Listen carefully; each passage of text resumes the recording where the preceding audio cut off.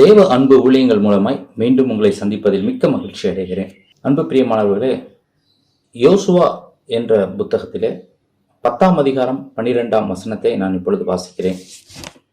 கர்த்தர் எமோரியரை இஸ்ரவேல் புத்திரருக்கு முன்பாக ஒப்புக் கொடுக்கிற அந்நாளிலே யோசுவா கர்த்தரை நோக்கி பேசி, பின்பு இஸ்ரவேலின் கண்களுக்கு முன்பாக சூரியனே நீ கிபியோன் மேலும், சந்திரனே நீ ஆயலோன் பள்ளத்தாக்கின் மேலும் தரித்து நில்லுங்கள் என்றான். அப்பொழுது ஜனங்கள் தங்கள் சத்துருக்களுக்கு நீதியை சரிக்கட்டு மட்டும் சூரியன் தரித்தது, சந்திரனும் நின்றது. இது யாசேரின் புஸ்தகத்தில் எழுதியிருக்கவில்லையா?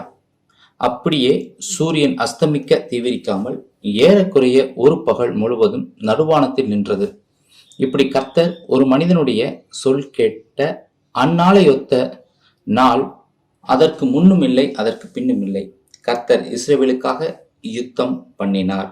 பிரியமானவர்களே, யோசுவா கர்த்தரோடு பேசி சூரியனையும் சந்திரனையும் நில் என்று சொல்ல, அது ஏறக்குறைய ஒரு பகல் முழுவதும் நடுவானத்தில் நின்றது என்று இந்த பதிவில் நாம் வாசிக்கிறோம்.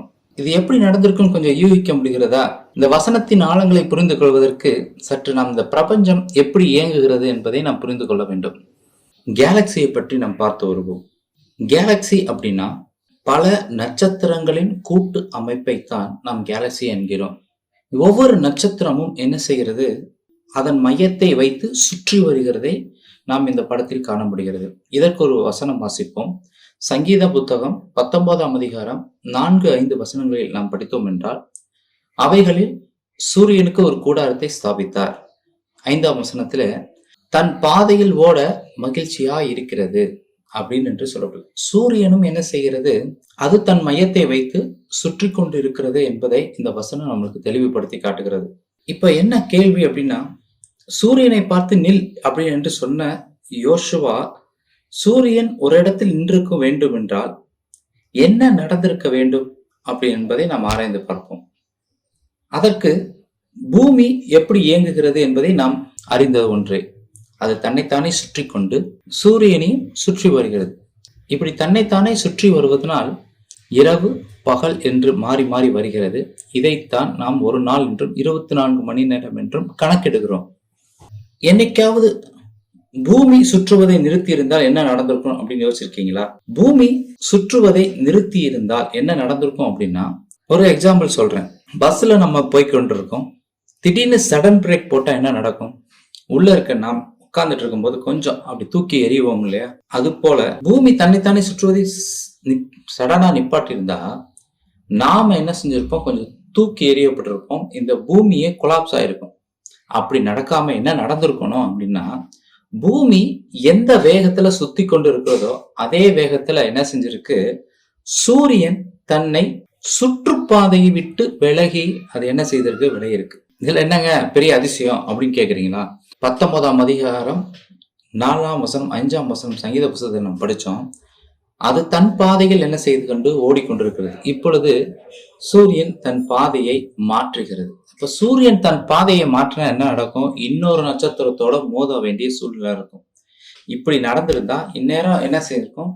ஒரு சொல்ற மாதிரி 2 சூரியன் மோதி இருக்கலாம், இந்த பூமி அழிஞ்சிருக்கலாம். ஆனா அப்படி இல்லாம என்ன நடந்திருக்கணும் அப்படின்னா, பூமி எப்படி சுற்றுகிறதோ அதே மாதிரி சூரியனும் என்ன செய்திருக்கிறது? தன் பாதையை விலக்கி நகண்டு வந்தது மாத்திரமல்ல, முழு பிரபஞ்சமும், அதாவது ஒரு முழு கேலக்சியும் என்ன செய்திருக்கிறது? பூமி எப்படி அச்சில் சுற்றுகிறதோ, தன்னைத்தானே சுற்றுகிறதோ அதே போல என்ன செய்திருக்கிறது? எல்லா நட்சத்திரங்களும் மாறி இருக்கிறது. அதாவது கேலக்சியில் இருக்க எல்லா நட்சத்திரமும் தன் பாதையை மாத்திருக்க வேண்டும்.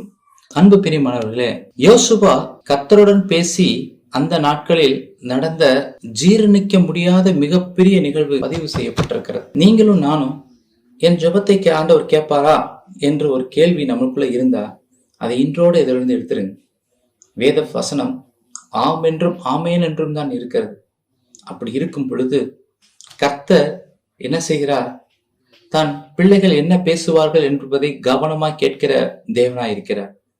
அது கேட்கிறது மாத்திரமல்ல, அதற்கு பதிலளிக்கிறவராகவும் இருக்கிறார். யோசுவா பேசினதை கேட்டு சூரியனை நிறுத்த கர்த்தர் சித்தம் கொண்டானால், நீங்கள் பேசுகிற நீங்கள் ஜெபிக்கிற ஜெபத்திற்கும் கர்த்தர் பதில் அளிக்கிறவராய் இருக்கிறார் என்பதை நாம் உணர்ந்து கொள்ள வேண்டும். ஆம் பிரியமானவர்களே, தேவன் நம்முடைய ஜெபத்தை கேட்டு கிரியை செய்ய விருப்பமாய் இருக்கிறார். மத்தேயு எழுதின சுவிசேஷ புத்தகத்திலே இந்த வார்த்தை எழுதப்பட்டிருக்கிறது. 7ஆம் அதிகாரம் 7ஆம் வசனம், கேளுங்கள் அப்பொழுது உங்களுக்கு கொடுக்கப்படும் என்று. தேவனிடத்தில் கேளுங்கள், அது அப்பொழுதே உங்களுக்கு என்ன செய்யப்படுகிறது? பதில் கிடைக்கப்படுகிறது.